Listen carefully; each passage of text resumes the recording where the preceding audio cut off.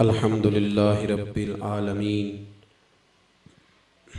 वल आक़िबतु लिल मुत्तक़ीन वस्सलातु वस्सलामु अला अशरफिल अंबियाइ वल मुरसलीन अम्मा बाद आऊज़ु बिल्लाहि मिनश शैतानिर रजीम बिस्मिल्लाहिर रहमानिर रहीम कुल ला अस्अलुकुम अलैहि अजरन इल्लल मवद्दत फिल कुर्बा सदक़ल्लाहुल अज़ीम व सदक़ रसूलुहुन नबियुल करीम इन्नल्लाह व मलाइकतहु युसल्लूना अलन नबी या अय्युहल्लज़ीना आमनू सल्लू अलैहि व सल्लिमू तस्लीमा अस्सलातु वस्सलामु अलैका या सय्यदी या रसूलल्लाह व अला आलिका व अस्हाबिका या हबीबल्लाह अस्सलातु वस्सलामु अलैका या रसूलल्लाह वअला आलिका व अस्हाबिका या सय्यदी या हबीबल्लाह अल्लाहुम्मा सल्लि अला सय्यदिना व मौलाना मुहम्मदिन मादिनिल जूद वल करम व आलिहि व सहबिहि व बारिक व सल्लिम।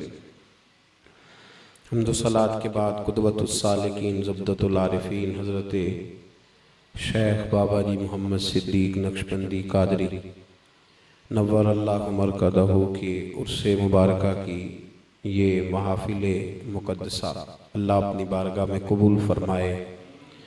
हज़रत वाला मरतबत के जानशीन पीर तरीक़त रहबर शरीयत हज़रत बाबा जी मोहम्मद रफ़ीक साहिब किबला सरपरस्ती फरमा रहे हैं। जो शेड्यूल साहिबजादा शफ़क़त महमूद साहब ने दिया और जो बताया गया है, आस्थानों पे जो काम अच्छे शुरू हों उनकी पजीराई ज़रूर करनी चाहिए, ज़रूर करनी चाहिए, उसका फ़ायदा होता है। हम ये बातें तो बयान करते रहते हैं कि फ़लाँ जगह खराफात होती हैं, तबाही होती है, नुकसान होता है। तो अगर कोई साहबजादा खड़ा हो के ये बयान करे कि सवेरे हम लोगों को वज़ू और गुस्ल आस्ताने पे सिखाएंगे, तो फिर इस बात का भी शोर करना चाहिए कि नई खानकाहों से बड़ी खैर तकसीम होती है। इन नशिस्तों में ज़रूर शिरकत करें। खानकाएँ ही दरसे कुरान देती हैं, खानकाएँ दरसे हदीस देती हैं और खानकाहों से ये काम होते हैं। और इंशाअल्लाह खानकाह ही आगे बढ़ेंगी तो दोबारा से इस्लामी इनकलाब आएगा। आप अगर आप मुस्बत बातों को लेकर के आगे बढ़ें और पैगाम को आगे तकसीम करें, ये जो कावज साहबजादा साहब ने फरमाई है ये वाकई काबिल तहसीन है। अल्लाह इन्हें इसकी बेहतरीन जज़ा अता फरमाएगा। मेरे भाइयों, जो उन्वान और जो बात मेरे ज़िम्मे लगाई गई उस हवाले से कुछ बातें मैं अर्ज़ करूँगा। अहले बैत अतहार की मोहब्बत, मेरे महबूब अलैहिस्सलाम के ख़ानदान की जो मोहब्बत है, एक शरी मसला है, शरी मसला। उस मसले को समाअत करें कि हुजूर के ख़ानदान की मोहब्बत ज़रूरियात दीन का हिस्सा है। ये ख़ास तवज्जो करें, जो दोस्त दूर बैठे वो अपने आप को जलसे में शामिल समझे कि हम भी शामिल हैं और वो बात को समझे कि ये तकरीरी मसला नहीं कि किसी आदमी ने कोई शेर पढ़ दिया, कोई तकरीर कर दी तो बात ख़त्म हो गई। हुजूर के अहले बैत की मोहब्बत ईमान का हिस्सा है, ईमान का ये वाजिबात ज़रूरियात दीन में से है। अगर किसी सीने में हुजूर के घर वालों का, हुजूर के सहाबा का प्यार ना हो तो उसका ईमान ही मुकम्मल नहीं। ये ज़रूरियात का मसला है। लोग कहते हैं वज़ू गुस्ल नमाज रोज़ा हज ज़कात की आप बात करें, भाई वो तो हम कर रहे हैं, वो तो मैं अर्ज़ कर चुका कि शुरू हो गए मामलात, इंशाअल्लाह बेहतर से बेहतर होते चले जाएंगे। लेकिन अहले बैत अतहार की जो मोहब्बत है वो ईमान का हिस्सा है। अगर किसी सीने में हुजूर के सहाबी का या हुजूर के ख़ानदान के किसी फर्द का बुग़्ज़ पाया गया तो उसका ईमान ही कामिल नहीं, उसका ईमान। ये नौजवान खास तवज्जो करें, ये कहते हैं जनाब आप अपने जनाजे भी नहीं पढ़ने देते। तिरमिज़ी शरीफ में हदीस है सिहा की, अल्लाह के रसूल अलैहिस्सलाम को सहाबा ने कहा हुजूर जनाजा पढ़ा दें। अल्लाह के महबूब उठे, घर में भी कुछ लोग कहते हैं घर में क्यों नहीं बताया, वहां आके पता होता तो पहले ही बता देते। ऐसी बात नहीं, हुजूर घर में बता देते तो जो जनाजा पढ़ने आए थे उन्हें मसले का कैसे पता चलता। हुजूर उठे, जनाज़गाह आए, मजमे पे नजर डाली दर्जनों बीसियों लोग जनाजा पढ़ने आए थे, हुजूर ने मरने वाले के चेहरे से कपड़ा उठाया, ये तिरमिजी है। फरमाया तुम जनाजा पढ़ना चाहो तो पढ़ लो, मैं नहीं पढ़ूंगा। गुलाम कहने लगे महबूबा आप काबे का तवाफ ना करें तो हम तो तवाफ नहीं करते, तो जनाजा। फरमाया पढ़ लो, मैं नहीं पढ़ता। हुजूर इसकी गलती क्या है? ये नमाजी भी है, सारा कुछ है, चेहरे पे दाढ़ी है और ईमान था, तो सहाबा ने कहा ना हुजूर आके जनाजा पढ़ाएं।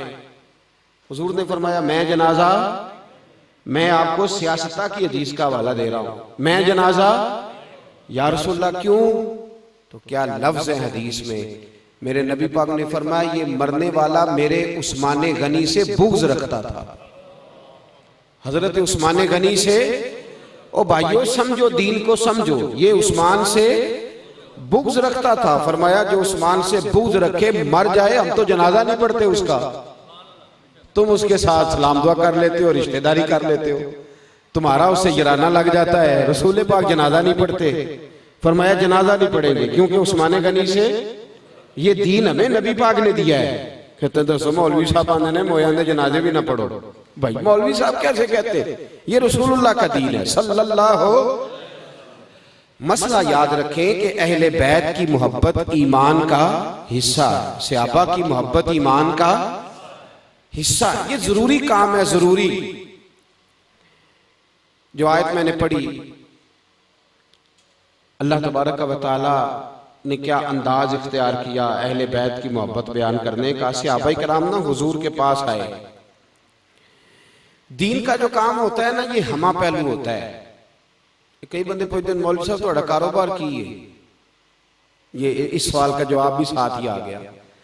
जो बंदा दीन का काम हमा पहलू होता है, जो 1 घंटा तकरीर करेगा ना उसको 6 घंटे तैयारी करने के लिए भी चाहिए, हमा पहलू होता है।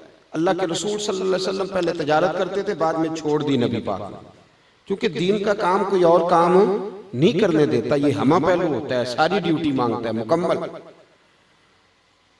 तो अब सहाबा ने देखा कि हुजूर तजारत तो करते कोई नहीं, तो खर्चे तो बहुत ज्यादा है ना, बीवियां भी हैं, बच्चे भी हैं, आने जाने वालों की बड़ी कसरत होती थी।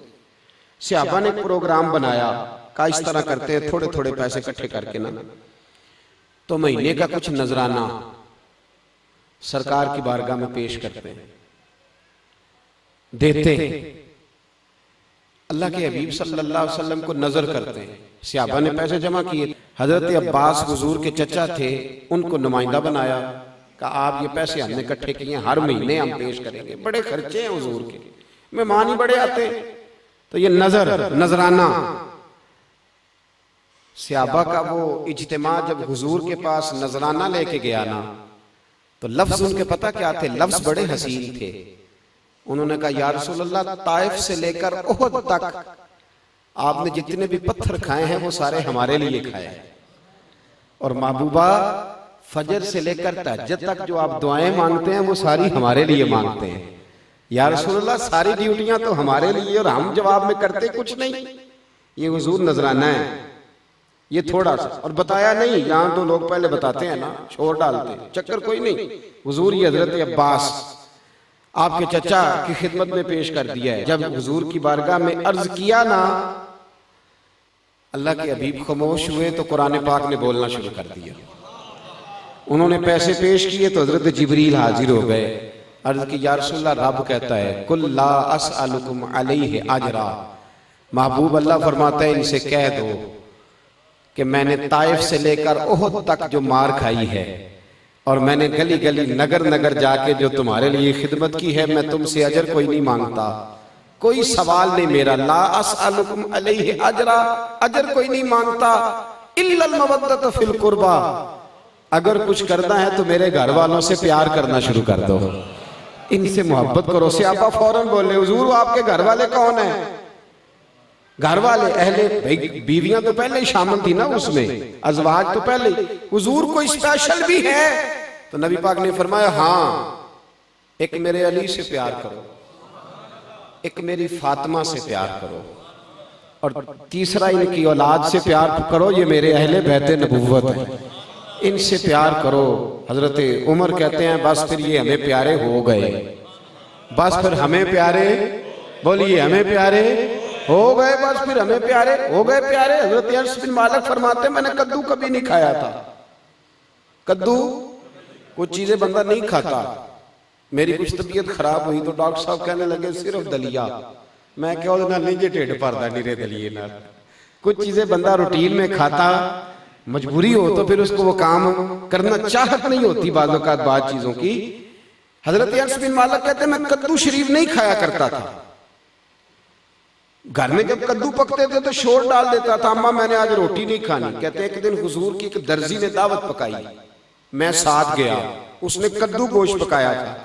मैंने देखा हुजूर कद्दू के टुकड़े करीब करते जाते, बोटियां अलहदा करते जाते, और हुजूर ने इस मोहब्बत से कद्दू खाया, रंगे चमन पसंद न फूलों की बू पसंद, हमको है वो पसंद जिसे आए तू पसंद। फरमाते बस हुजूर ने कद्दू खाया तो हमें कद्दू से इश्क हो गया। कहते मैंने घर आके अम्मा से कहा अम्मा जी आज कद्दू ही मंगाओ। अम्मा कहने लगी बेटा खैर है, खैर है। तो मैंने कहा अम्मा क्या करूं, ये प्यार शय ही ऐसी है, इश्क ते अग दोवें एक बराबर, पर इश्क दा सेक वधेरा, अग ते साढ़े कख ते काने, इश्क साढ़े तन मेरा, अग दा दारू मीह ते पानी, कोई दसे है इश्क दा दारू केड़ा, बुल्ले शाह ते कुछ भी नहीं बचदा जिथे इश्क उरां दा डेरा। कामा मुझे प्यार जो हो गया, मजबूरी है। हजरत उमर कहते हैं जब कहा ना इनसे प्यार करो तो बस फिर हमें इनसे प्यार हो गया, बस क्या करें। फरमाते अली आते थे तो खुद ब खुद हमारा उठ के खड़े होने को दिल करता, खुद ब खुद। फरमाते हसन और हुसैन आते थे तो बस तबीयतें मचल जाती थी, बस प्यार। अब दो किस्म के तबके हैं, कुछ कहते हैं हमें अहले बैत से बड़ा प्यार है, पर यजीद से भी बड़ा जराना है। एक के जिदा प्यार है, यजीद को भी अमीरुल मोमिनीन कहते जाते हैं और इमाम हुसैन से भी प्यार है। दोस्ती कातल से भी मकतूल से याराना भी, ऐसे तो नहीं ना होता साहब। एक बात करो, एक या दुश्मन की बात करो या दोस्त की बात करो, ये कैसे हो गया। अबू जाल से भी तेरा याराना हो तो रसूलुल्लाह का नौकर भी हो। एक वो तबका है, एक और तबका है, उन्होंने 5, 7, 10 किलो लोया चा लिया, कुछ 4 कड़े इधर ते 4 कड़े इधर ते वाल अल्लाह खैर करे हुण ते मैं इंज दे पीर तक्कन लग पिया जिन्हां दी दाड़ियां छोटियां ते जुल्फां वड्डियां। ओ खरमा ले, ओ एक केड़ा नवां दीन लैंदा जी। जुल्फ की हद है कंधे तक, उससे नीचे बाल आना शरीयत में जायज, बोले सारे शरीयत में जायज नहीं। दाढ़ी एक मुट्ठी है, वो दाढ़ी निकी निकी ते वाल, ये कौन सा मजहब है भाई नया। एक वो मलंग तलंग अल्लाह खैर करे, वो या अली सारा दिन करते रहते हैं, कई महीने हो गए गुस्ल ही नहीं किया। ये कौन सा जनाबे अली का प्यार है। मैं आपको तारीख का मोतबर हवाला अल बदाया वन निहाया उठा के देखें। एक गिरोह था, पूरा ग्रुप, जो कहता था सिर्फ अली और कोई भी नहीं, सिर्फ अली। लेकिन वो नमाज के मुनकर होते जा रहे थे, कुरान के मुनकर होते जा रहे थे। जनाब अली ने उन लोगों को पकड़ के खुद अपने सामने कत्ल कराया, कत्ल मामूली बात नहीं कर रहा और जिम्मेदारी से कर रहा हूं, कत्ल कराया। जो कहते थे सिर्फ अली और कोई शय नहीं। मलंग तलंग इकट्ठे हो गए, हमारी कौम को फूकों की बड़ी जरूरत है। कहने उतो मैनू फर्क पे आया, मैं उत्थे मुरीद हो गया। तो मैं कहा डॉक्टर के टीके ना भी फर्क पे गया, उत्थे क्यों नहीं मुरीद हो जाता, उधर भी हो जाना चाहिए था। वो खुदा के बंदे, ना तो दीन देखता है, ना तो शरीयत देखता है, ना रसूलुल्लाह का फरमान देखता है, हर जगह ही तू हावी हो जाता है। अहले बैत नबुव्वत से असल प्यार उस शख्स का है, असल मोहब्बत वो करता है मेरे नबी के खानदान से जो हुजूर के खानदान के तरीके पे अमल करता है। जो नबी पाक के खानदान के जेड़ा 10 मुहर्रम वाले दिन देग भी पकाए। लेकिन ना इमाम हुसैन उठे थे यजीद के खिलाफ। क्यों? इमाम हुसैन फरमाते थे यजीद शराबी है, शराबी मुसलमानों का हुक्मरान बन सकता नहीं। यजीद जानी है, जो बदकारी करे वो मुसलमानों का हुक्मरान बन सकता नहीं। यजीद रंडियों का नाच देखता है, जो मुजरे देखे गाने देखे वो मुसलमानों का हुक्मरान बन सकता। तो इमाम हुसैन जिसके खिलाफ उठे, 10 मुहर्रम वाले दिन देग भी पकाए बड़ी तगड़ी, के गोश्त पाना है 10 किलो, ये कि इमाम हुसैन से प्यार है।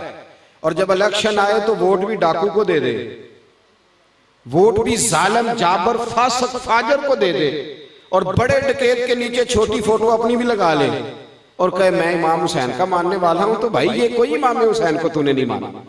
इमाम हुसैन का मानने वाला वो है जो रसूलुल्लाह की शरीयत का वफादार है, जो रसूलुल्लाह के दीन का और नबी पाक के अहले बैत नबुव्वत का, पूरे अहले बैत का, पूरे अहले बैत नबुव्वत का, सारे के खानदान का तरीका यह है कि रसूलुल्लाह के दीन की तबलीग की जाए। ख्वाजा मोइनुद्दीन अजमेरी भी सैयद है, दाता अली अजमेरी भी सैयद है, गौसे पाक जिलानी भी। तो अहले बैत का काफिला करबला में रुका नहीं, वो तो चलते चले आ रहे हैं। इमाम आजम अबू हनीफा फिक्र के इमाम, उनसे किसी ने पूछा इमाम साहब दीन कहां से सीखा? कहने लगे रसूलुल्लाह के घर से, इमाम जाफर सादक से। कहां से सीखा? इमाम नबी पाक के नवासे से दीन सीखा है। आप फरमाया करते थे 2 साल में उनके पास रहा हूं, अगर वो 2 साल ना होते तो अबू हनीफा हलाक हो जाता। तो अहले बैत नबुव्वत का उसवा तो दीन फैलाना है, दीन सिखाना है, दुनियादारी करना उनका उसवा। आला हजरत फाजिल बरेलवी के पास एक सैयद साहब आए, शाह जी, कहने लगे हुजूर घर में गुर्बत बड़ी है। मेरी बातों को समझ आ रही है मेरे भाइयों को? घर में गुर्बत बड़ी है, तो कारोबार जो करता हूं ना, मैं जो काम भी करने लगता हूं पीछे पीछे जाता है, कोई दुआ कर दे। आला हजरत ने शाह जी से मसला पूछ लिया। कहने लगे शाह जी एक मसला पूछ लूं? उन्होंने कहा जनाब पूछें। आला हजरत फरमाने लगे किसी बंदे की अम्मा फौत हो जाए, उसका अब्बा नई शादी कर ले, गौर से सुनेंगे तो आपको समझ आएगी। शाह जी से मसला पूछते हैं आला हजरत, कहते हैं किसी की अम्मा फौत हो जाए, अब्बा जी दूसरी शादी कर ले, फिर वो जिससे दूसरी शादी की उसको अगर अब्बा जी तलाक दे दे तो बेटे का उससे निकाह हो जाएगा? शाह जी कहने लगे नहीं जी, जो एक दफा मां बन जाए, चाहे सुतेली क्यों ना हो, उससे दोबारा निकाह हो सकता नहीं। कहने लगे शाह जी गौर करके मसला बताएं कि जिसको अब्बा 3 तलाकें दे दे बेटे का निकाह हो जाएगा? कहा नहीं। तो आला हजरत फरमाने लगे हजरत अली शेर खुदा तो फरमाया करते थे मैंने दुनियादारी को 3 तलाकें दे दी है, आप कह रहे हैं दुआ कर दे पैसे आ जाए। ओ अल्लाह के बंदे, जिसको आपके वालिदे गिरामी तलाकें दे दी जिस दुनिया को, वो आपके घर कैसे आ सकती है? आपके लिए तो जायज ही नहीं रही। आप अल्लाह से दुआ करें रब आपको फकर में राजी रहने की तौफीक अता कर दे, अल्लाह आपको कनात वाली जिंदगी, ये दुआ मांगे। वरना जो हजरत अली तो कहते थे 3 तलाकें दे दी, तो आपके लिए कैसे जायज हो? तो भाई याद रखें, अहले बैत की मोहब्बत ईमान का हिस्सा है। अगर अहले बैत से प्यार नहीं तो ईमान।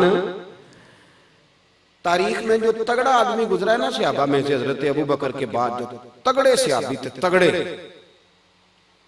जिनके नाम से आज भी काफिर डर जाता है, कांपता है, वो हजरत उमर फारूक है रदी अल्लाह ताला। ये आदमी जमीन पे सोते थे, हजरत उमर जमीन पे, और चटाई बिछा के नहीं सोते थे, नंगी जमीन पे सोते थे। हजरत उमर ईद की नमाज पढ़ाने जाते थे तो बगैर जूतों के चले जाते थे, नंगे पैर चले जाते थे। हजरत उमर फारूक रज़ी अल्लाह ताला अन्हु लोगों के साथ जब बातें करने जाते थे, मुशावरत करने, तो कई जगह से कपड़ा फटा होता था। अगर ईरान का ईसाई बादशाह कहे उमर मैंने मिलना है, तो उमर कहते हैं जा दौड़ जा, टाइम कोई नहीं। लेकिन मदीने का एक मलंग गरीब आके कहे उमर थोड़ी बात तो सुनो, तो उमर घुटनों के बल बैठ जाया करते थे। फरमाते थे मेरे रसूलुल्लाह का नौकर है। इतना बड़ा आदमी जिसको देख के शैतान रास्ता बदल जाए। हुजूर फरमाया मेरे बाद को नबी होता तो खत्ताब का बेटा उमर होता। लेकिन उस उमर को पता था कि अहले बैत की मोहब्बत ईमान का, तो जनाब उमर ने वो रंग दिखाया लोगों को, वो रंग हजरत उमर ने। हजरत उमर अंदर बैठे और जनाब उमर का हाल ये था कि उनकी बीवी कहती है उमर जब घर में होता था ना, तो सारे मोहल्ले को पता होता था कि उमर घर में है, इसलिए कि कुछ सांस भी ऊंचा नहीं लेता था। और जब उमर मस्जिद में होते थे तब भी पता होता था मस्जिद में हैं, और जब नहीं होते थे तब भी पता होता था कि मस्जिद में, इसलिए कि मस्जिद में भी कोई अल्लाह का जिक्र भी करता था तो उमर का चेहरा देख के ही करता था। कैसे चलना है हजरत उमर का जाहो जलाल।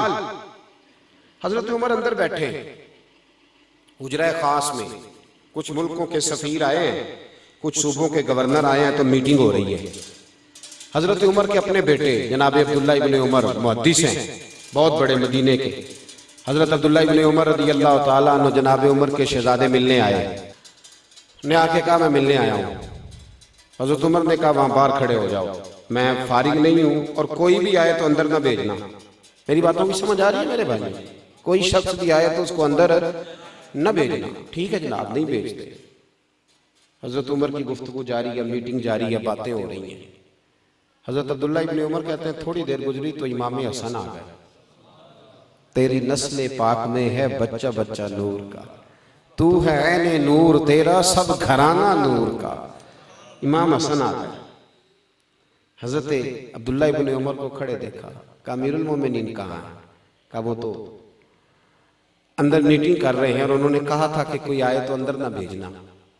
लेकिन तवज्जो करना, हजरत अब्दुल्ला इब्न उमर कहने लगे शहजादे आप जाना चाहें तो मैं नहीं रोकता, आप जाना चाहें तो आपको नहीं मैं रोकता, आप जा सकते हैं। उन्होंने कहा क्या जरूरत है, अभी जोर की नमाज होगी, मस्जिद जाऊंगा, उमर से मुलाकात हो जाएगी, कुछ जरूरी तो नहीं जाना, जोर के वक्त मिल लूंगा। जनाब सैयदना इमाम हसन वापस आ गए, बातचीत खत्म हुई, मजलिस बर्खास्त हुई। हजरत उमर बार तशरीफ लाए। अब्दुल्ला इब्न उमर से कहा जी किधर क्या क्या काम आए हो? तो शहजादे डरते हुए कहने लगे हुजूर मेरी तो खैर है, इमाम हसन आए थे। तो कहा फिर क्या हुआ, तूने रोका तो नहीं? हजरत अब्दुल्ला इब्न उमर कहने लगे हुजूर मैंने तो कहा था अंदर चले जाएं, लेकिन वो कहने लगे जोर के वक्त मस्जिद में लूंगा। हजरत सैयदना अब्दुल्ला इब्न उमर कहते हैं उमर का रंग ही बदल गया। हजरत उमर का छोड़ो सारे काम, दौड़े गए। कहते मैं पीछे पीछे था, इमाम हसन के दरवाजे पे दस्तक दी।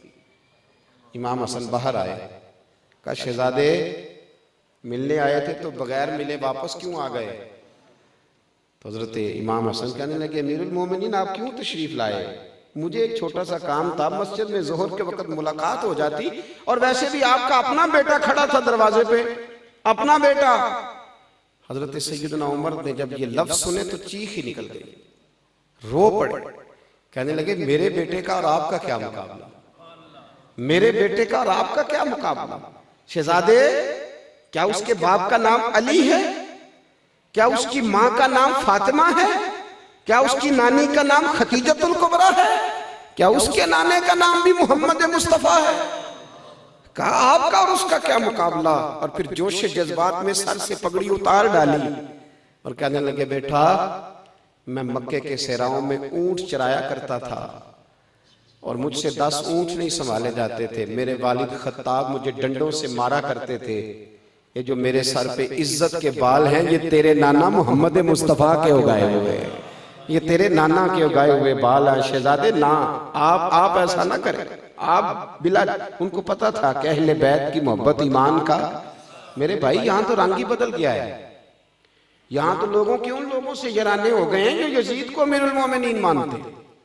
यहाँ तो हम उनके पीछे जाके लग गए हैं जो आज मैं अक्सर कहता हूं मेरा हुसैन अभी करबला में है, इसलिए कि आज भी लोग कहते फिरते हैं कि यजीद वो तो जी 2 शहजादों की जंग थी, वो तो ये हो गया, वो तो 2 मिनट की बात थी, यजीद की तो गलती कोई नहीं थी। मैंने कहा इतने जो दावे करते हो तो बड़े बेटे का नाम यजीद क्यों नहीं रखते? रखो तो सही। लफ्ज यजीद तो बुरा नहीं ना, लफ्ज यजीद बुरा।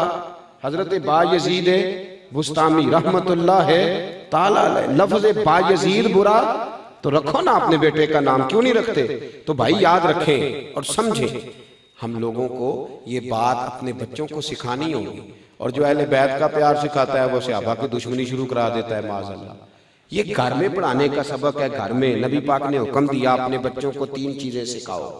या रसूलुल्लाह कौन सी? फरमाया एक अल्लाह का कुरान सिखाओ, दूसरा अपने नबी की मोहब्बत सिखाओ, तीसरा अपने नबी के घर वालों की मोहब्बत सिखाओ। नबी के घर वालों की मोहब्बत कौन सिखाएं? कारी साहब के मौलवी साहब? वालदैन।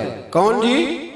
वालदैन। जब यकम मुहर्रम को हजरत उमर की बात घर में होगी तो बच्चे समझ जाएंगे कि हमें हजरत उमर से प्यार है। जब 18 ज़िलहज को हजरत उस्मान की बात होगी तो बच्चे समझ जाएंगे कि जनाब उस्मान गनी से बात प्यार करना है। जब 10 मुहर्रम को अम्मा वुजू करके चावल चुगेगी ना, वुजू करके, और अब्बा जी कहेंगे ये मेरी कमाई के असल पैसे, इनमें 1 रुपया भी नाजायज नहीं, आज मैंने हुजूर के अहले बैत नबुव्वत के लिए लंगर पकाना है, तो फिर इसका मतलब ये होगा कि हमें हुजूर के घर वालों से मोहब्बत है। ये हमारे तरीके बतलाए, ये हमारा अंदाज बतलाए। अंदाज मुसलमानों के हदीस में जो अमीर है उनका नाम हजरत अबू हुरैरा है रदी अल्लाह ताला अमीरुल मोमिनीन फिल हदीस। ये हदीस में मुसलमानों के अमीर हैं हजरत अबू हुरैरा। आदमी जब अपने मुरीदों में बैठा हो ना तो किसी के लिए उठना बड़ा मुश्किल होता है, बड़ा मुश्किल। जब इंसान शागिर्दों में बैठा हो तो कोई आ जाए तो बंदा कहता है आता रहे, मैं सबक पढ़ा रहा हूँ। हजरत अबू हुरैरा 4000 से ज्यादा हदीसें थी उनके सीने में, और इस शख्स का कमाल ये था कि मेरे रसूल पाक ने अपने सीने का फैज इन्हें अता फरमाया। एक पंड बन के, गठड़ी से मजा नहीं आता, एक पंड बन के नबी पाक ने इन्होंने हाफजा अता फरमाया। पूरी एक गठड़ी, पूरी पंड, इतना बड़ा आदमी हजरत अबू हुरैरा, जिंदगी वक्फ कर दी नबी पाक के नाम, शादी नहीं की। एक दिन हजरत अबू हुरैरा बैठे थे यूं सहाबा में और लोग हदीसें सुन रहे थे। किसी ने पूछा था हजरत अबू हुरैरा से आपके गिर्द रश क्यों रहता है? तो आप फरमाते इसलिए कि मैं ना अब्बे की बात सुनाता हूँ ना दादे की, मैं जब भी सुनाता हूँ रसूल पाक की बात सुनाता हूँ सल्लल्लाहु अलैहि। मैं बुलबुले खुश लहजाए गुलजारे नबी हूँ, मीठी मेरी बातें हैं क्योंकि नमक खारे नबी हूँ। तो मैं चूंकि हुजूर की सुनाता हूँ तो मेरी बात बन गई है तेरी बात करते करते। हजरत अबू हुरैरा हदीसें सुना रहे थे तो मजमा था सहाबा का। अब मेरी तवज्जो है कि वहां से कौन आ रहा है कौन नहीं आ रहा, आपकी नहीं है। पीछे से कौन आ रहा है क्योंकि आपका ख्याल मेरी जानिब। हजरत अबू हुरैरा इस तरह बैठे थे, सामने सहाबा थे, बातें हो रही थी, हदीसें पाक बयान हो रही थी। इमाम हुसैन रदी अल्लाह ताला, मदीना मुनव्वरा में ना ताजी ताजी ठंडी बारिश हुई थी, ठंडी हवाएं मदीना चूम के गुजरी थी। इमाम हुसैन घोड़े से नीचे उतरे तो छोटा सा गड़ा था, छोटा सा, उसमें पानी खड़ा था।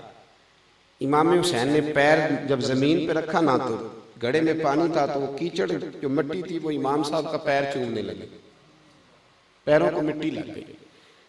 अब बाकी सहाबा नहीं देख रहे क्योंकि वो सामने बैठे। हजरत अबू हुरैरा देख रहे थे क्योंकि उनकी तवज्जो इधर थी। जनाब अबू हुरैरा जल्दी से उठे, उठ के आगे गए और इमाम हुसैन रदी अल्लाह ताला अन्हु के पैरों में झुक गए, अपनी पगड़ी को उतारा और इमाम हुसैन का पैर साफ करना शुरू कर दिया। जब इमाम साहब के पैर को उन्होंने हाथ लगाया तो इमाम साहब ने कदम पीछे खींचा, कहा हुजूर आपकी दाढ़ी सफेद है मेरी काली है, आप बुजुर्ग हैं मैं जवान हूं, ये आप क्या कर रहे हैं, ऐसा ना करें। हजरत अबू हुरैरा ने जोर से पैर पकड़ा, आंखों में आंसू, पैर साफ कर रहे। कहते हैं जनाब मैं आपके काले बाल नहीं देख रहा, मैं तो आपकी रगों में वो खून देख रहा हूं जो मेरे मोहम्मद अरबी का खून है, मैं रसूलुल्लाह सल्लल्लाहु अलैहि वसल्लम के खून का रंग देख रहा हूं। कहा हुजूर मैं तो उस निस्बत की बुनियाद पर ये खिदमत कर रहा हूं। भाइयों सहाबा के दिलों में कूट कूट कर अहले बैत का प्यार था, उनके दिलों के अंदर ये बाग खिला हुआ था सहाबा किराम की, अहले बैत की उल्फत का। और बाद में जो अहले बैत की उल्फत वाले लोग थे ना, इमाम हुसैन से मैदान करबला में जिस गुलाम ने सबसे ज्यादा प्यार किया वो हुर बिन यजीद है जी, हुर बिन, ये यजीदी फौज की जानिब से शुरू में आए थे, इन्होंने रोका था इमाम साहब को करबला में। बाद में शिमर से इब्ने ज़ियाद से कहने लगे तुमने तो कहा था सिर्फ रोकना है, बातचीत करनी है, तुम तो कत्ल कर रहे हो ये नबी पाक के खानदान। ने कहा नहीं हम कत्ल ही करेंगे। तो होर छोड़ के ना यजीदी फौज जब निकलने लगे ना, कहने लगे फिर मैं हुसैन के कत्ल में शरीक नहीं हो सकता। ये यजीदी फौज छोड़ के जब निकलने लगे तो पीछे से शिमर कहने लगा कि तुझे एक पूरे सूबे की गवर्नरी मिलेगी। तो इन्होंने एड़ी लगाई, घोड़े को दौड़ाया, कहने लगे मुझे सूबे की गवर्नरी नहीं चाहिए, मैं उधर जा रहा हूं जिधर जन्नती जवानों का सरदार खड़ा है, जिधर जन्नती जवानों का, उधर जा रहा हूं मैं, वहां से मुझे वो जो मुझे खुशबू आ रही है वो ज्यादा अजीज है, मुझे उधर जाने दो। आ गए। मेरा ख्याल ये था कि उनको चाहिए ये था कि वह अहले बैत से चूंकि प्यार बड़ा था तो कहते हैं ज़ोरा एक देख दा लंगर मेरे लो भी रख लो, मैं आ गया उधर चढ़ गया। ये काम किया था उन्होंने, ये अहले बैत की मोहब्बत थी कि लो जनाब इस दफा जो आप मुहर्रम शरीफ में महफिल करेंगे उस पर टेंट का खर्चा मेरा, ये मोहब्बत अहले बैत थी। ये मोहब्बत ये थी कि यजीद को जो उन्हें एक गवर्नरी, पूरी गवर्नरी का लालच दे रहा था, जब वो अहले बैत नबुव्वत की खिदमत में हाजिर हुए तो फिर उन्होंने मुकाबला किया यजीदी फौज का, फिर उस फौज को काटा और वो शहीद हुए। उनका मज़ार है आज भी करबला में, उनका मज़ार है। उन्होंने काटा, जान दी। ओ भाई, शराबी कबाबी बदकार की सपोर्ट करना और 10 मुहर्रम पे इमाम हुसैन की याद भी मनाना, ना, ऐसे नहीं होगा।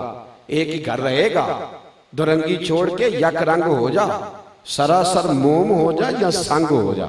एक बात रहेगी, दो बातें नहीं रह सकती। एक बात इमाम हुसैन का उसवा हसना समझे। उन्होंने मैदान में निकल के ललकारा है। इकबाल कहते हैं, निकल कर खानकाहों से अदा कर रस्म शब्बीरी, बाहर निकल, मैदान में आ। इमाम हुसैन सबसे बड़े आस्ताने पर मौजूद थे और दुनिया की सबसे बड़ी खानका पे तशरीफ फरमाते। और इमाम अली मकाम मस्जिद नबवी के इमाम और खतीब थे। उनको चाहिए था, मुझे क्या जरूरत है, किसी बेईमान को हुकूमत करता है तो करे, मेरी मस्जिद सही चल रही है, मदरसा सही चल रहा है, दूर दराज से पूरी दुनिया से मदीने लोग हाजिरी देने आ रहे हैं, मुझे क्या लगे। लेकिन उन्होंने ये काम, उन्होंने छोड़ा, सारा कुछ छोड़ा, मदीना छोड़ के निकले। नाना तेरे करम के खजीने की खैर हो, मैं जा रहा हूं तेरे मदीने की खैर हो। निकले सारा कुछ छोड़ के और मैदान में निकल के ललकारा, नलकारा और ललकारा उन सब लोगों को जो दीन के खिलाफ निकले थे। भाई, सूफिया का यही पैगाम है, यही पैगाम, यही सूफिया का तर्ज जिंदगी है, यही शुहदा है। हजरत शहाबुद्दीन गौरी कहते हैं कि मुझे ख्वाब में स्याह दाढ़ी वाले बुजुर्ग मिले और कहने लगे, हिंदुस्तान पे हमला कर, यहाँ हिंदू बड़ा जुल्म कर रहा है मुसलमान पे। कहते मैंने कहा ख्वाब है, मैं सो गया। 1 घंटे के बाद फिर ख्वाब आई, स्याह दाढ़ी वाला शख्स है, कहने लगे हमला कर। मैंने कहा ख्वाब है। तीसरे दिन फिर वो बुजुर्ग मुझे मिले तो कहने लगे तू आता है या तेरा कोई और इलाज करूं। कहते मैंने कहा ये अल्लाह की तरफ से कोई बंदा है जो मुझे पुकार रहा है, घोड़े पे बैठा, फौजें ली, यहाँ के हमला किया। कहते जब मैं लड़ रहा था तो मैंने एक जवान को देखा, उसने सर पे पगड़ी बांधी है, काली जुल्फे, काली दाढ़ी, और हमारी वो हिमायत में लड़ रहा है और सबसे ज्यादा हिंदू उसने कत्ल किए, सबसे ज्यादा मरहटे सिख उसने मारे। और जब जंग खत्म हुई तो एक कच्ची मस्जिद के ऊपर मैंने उसी शख्स को जोर की अजान पढ़ते देखा। कहते मैं दौड़ के गया, वुजू करके जो मैं पहुंचा तो वही शख्स जमात भी कराने लग गया। कहते नमाज पढ़ के मेरी तरफ मुंह किया तो मैंने कहा खुदा के बंदे ये तो वही है जो मुझे ख्वाब में मिला था। और मैंने कहा अल्लाह के बंदे अपना नाम तो बता, कौन है तू। कहने लगे चल छोड़, अल्लाह ने तुझे फतह दे दी, नाम में क्या रखा है। मेरे आला हज़रत फरमाते हैं बेनिशानों का निशान मिटता नहीं, हमारा मिटते मिटते भी नाम हो ही जाएगा। फरमाया तू नाम छोड़। उसने कहा नहीं हुजूर बताएं तो सही, मुझे बुलाया भी, मदद भी की, आप कौन है। तो आप फरमाने लगे फकीर को मोइनुद्दीन अजमेरी कहते हैं, फकीर को मोइनुद्दीन। हम कोई खानका में बैठ के खाली अल्लाह अल्लाह करने वाले नहीं, वक्त आए तो हम बेईमान की आंखों में आंखें डालने की ताकत भी रखते हैं। हजरत गौसे आजम जेलानी रदी अल्लाह ताला अन्हु बगदाद के एक सूबे में एक जालिम हुक्मरान को बादशाह ने गवर्नर बना दिया, जालिम आदमी को। तो हजरत गौसे आजम को खत लिखा किसी ने कि वो फलाना आदमी गवर्नर बन गया। हजरत गौसे आजम ने जुमा पढ़ाते हुए ऐलान किया, फरमाया जुमा खत्म होने से पहले पहले गवर्नर बदल दो, वरना जुमे के बाद मैं खुद बदल दूंगा, मैं खुद बदल। साध मुश्किल दी कुंजी जारो हाथ मर्दां दे आई, ते मर्द नजर करे जिस वेले, मुश्किल रहे ना काई। पर मैं तू बदलता है कि मैं बदल दूं जुमे के बाद। लोग कहते हैं कि गवर्नर ने जुमे से खत्म होने से पहले पहले गवर्नर बदल दिया। मेरे भाई अपने अंदर ईमान की गैरत पैदा करें। ये सूफिया हमें दर्स क्या देते थे, ये दर्स क्या देते थे। मुझे हमारे दोस्त ने हाजी साहब वो फरमाते हैं कि बाबा जी रहमतुल्लाह अलैह के पास कोई शख्स पैसे लेके आता तो फेंक देते, कहते तू भी ले जा, तू भी ले जा, तू भी ले जा। इन लोगों का तो इन दौलतों से वो चक्कर ही नहीं था, ये तो लोगों को गैरत का दर्स देते थे।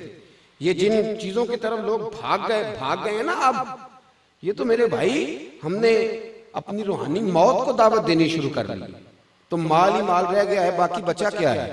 इतनी कारें पीरों के पास गिनी नहीं जाती, इतने ऊंचे बंगले हैं, लेकिन जितनी फौज मुरीदों की उन दरवेशों के पास होती थी उतनी अब इनके पास कोई नहीं।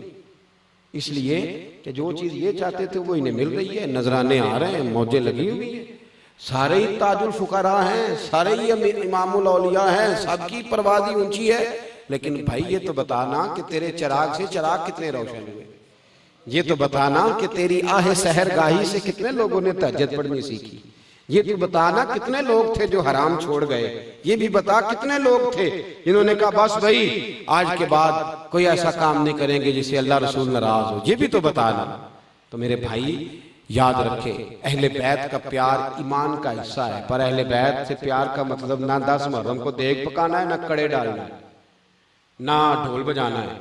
अहले बैत से प्यार का मतलब है जालिम के सामने डट जाना, दीन की बात डंके की चोट पे कहना, इहकाके हक के लिए हर वक्त तैयार रहना, और हवा किसी तरह की भी क्यों ना हो, किसी तरह की। इकबाल ने कहा था अगरचे बुत हैं जमात की आस्तीनों में, पर मुझे है हुक्म अज़ां ला इलाहा इल्लल्लाह, बहार हो के खिजां ला इलाहा इल्लल्लाह।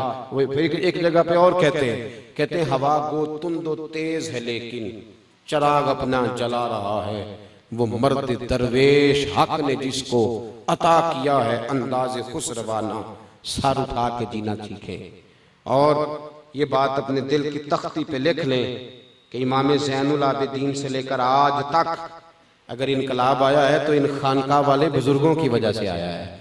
दहशतगर्द कभी भी इनकलाब ला सकते, ये सवाल ही नहीं पैदा होता। और मैं बारहा कह चुका हूँ, शहाबुद्दीन गौरी ख्वाजा मोइनुद्दीन अजमेरी के गुलाम थे, सलाहुद्दीन नजूबी गौसे आजम के मदरसे के तालिब इल्म थे।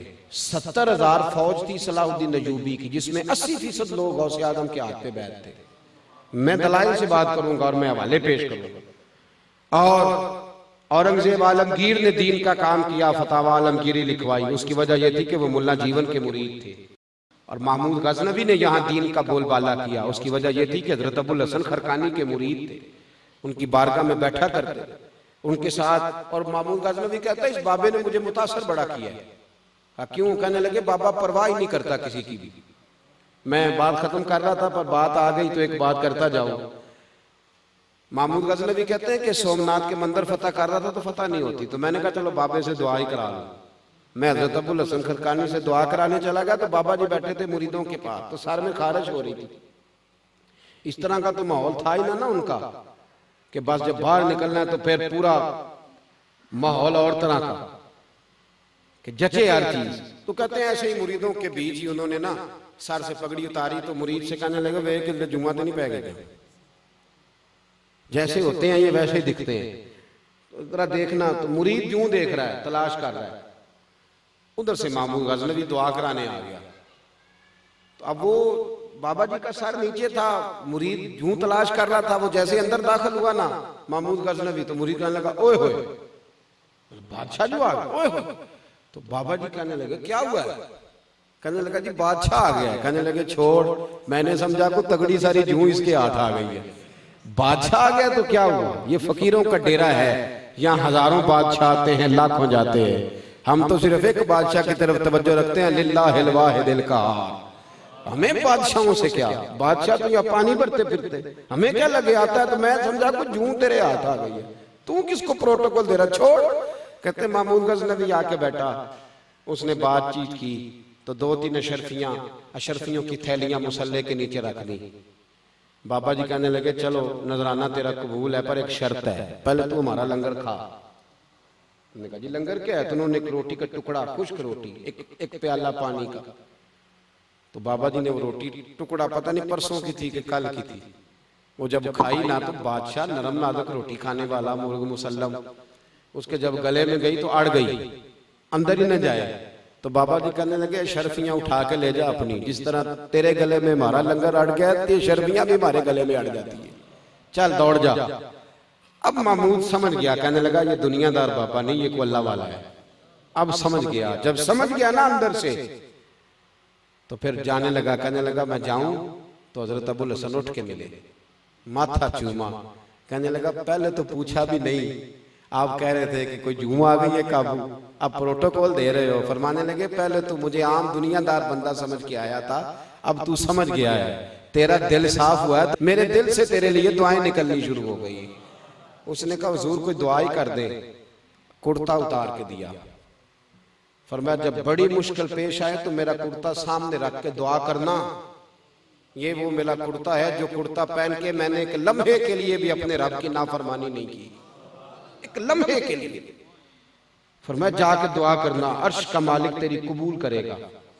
कहता मैं कुर्ता ले गया, सोमनाथ के मंदिर नहीं फतह होते थे, मैंने कुर्ता रख के कहा अल्लाह इस बाबे के कुर्ते के सदके फतह दे दे। सवेरे फतह हो गई। कहते हैं रात को हजरत अबुल हसन खरकानी ख्वाब में मिले, कहने लगे कख मोल नहीं डाला तूने मेरे कुर्ते का, कोई कीमत नहीं डाली, बस एक फतह मांगी। तो कहा हुजूर क्या मांगता? फरमाया ये वो कुर्ता था जो पहन के एक लम्हे मैंने नाफरमानी नहीं की रब की, ये कुर्ता पहन के मैं कुरान पढ़ता रहा, दुरूद पढ़ता रहा, रसूलुल्लाह की सना पढ़ता रहा, और जब मैं रब की रजा में उसके महबूब की याद में रोता था तो आंसू भी इस कुर्ते पे गिरते थे।